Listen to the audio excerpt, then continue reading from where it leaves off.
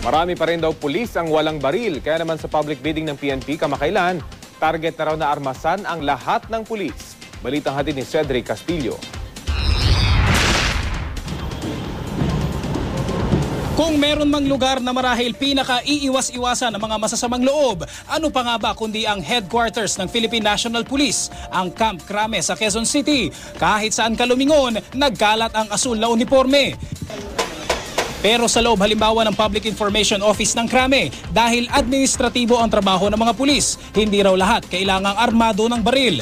Isa si PO1 Marjo Damaso sa mga hindi na-issuehan ng service firearm.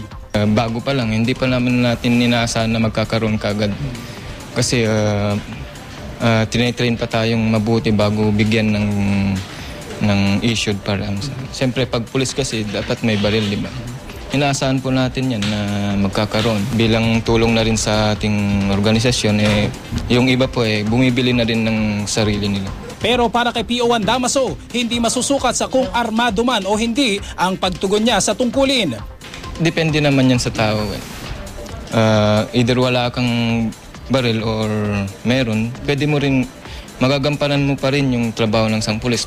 Sa mahigit 140,000 pulis sa Pilipinas, 4 sa bawat 10 ang walang service firearm o yung baril na inisyu ng PNP. Pero ayon sa PNP, hindi raw ito may tuturing na matinding kakulangan, lalo pat hindi naman daw sa lahat ng sangay ng pulisya mahalagang may armas para magampanan ang trabaho.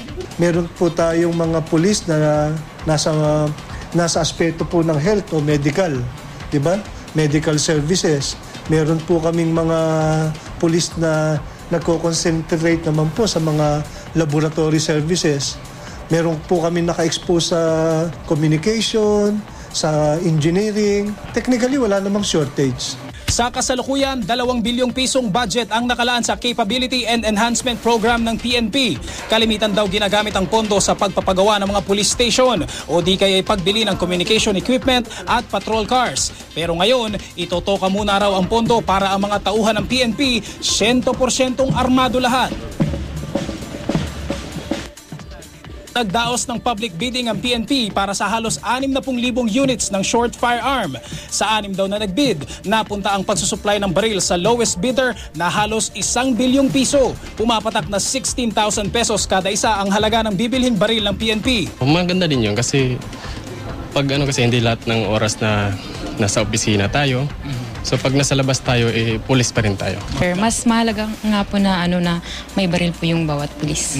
Kung walang magiging aberya sa proseso ng procurement, ito ang 9mm pistol mula sa bansang Israel na isusupply ng isang local distributor sa PNP. Pero bago pa man ito maisukbit sa holster ni Mama at Aling Pulis, dadaan muna raw ang baril sa masusing inspeksyon ng PNP. Endurance test isa na rito, among many other requirements, isa na rito, itetest mismo yung mga baril na ino-offer nila kung ito ba'y tatagal. At yun nga, base sa aking pagkakaalam, ito ay papuputukin nila ng 20 rounds, At titignan kung magagampanan ba ng baril na ito, yung rigors, yung stress, na normally nire-require po ng PNP. Cedric Castillo, GMA News.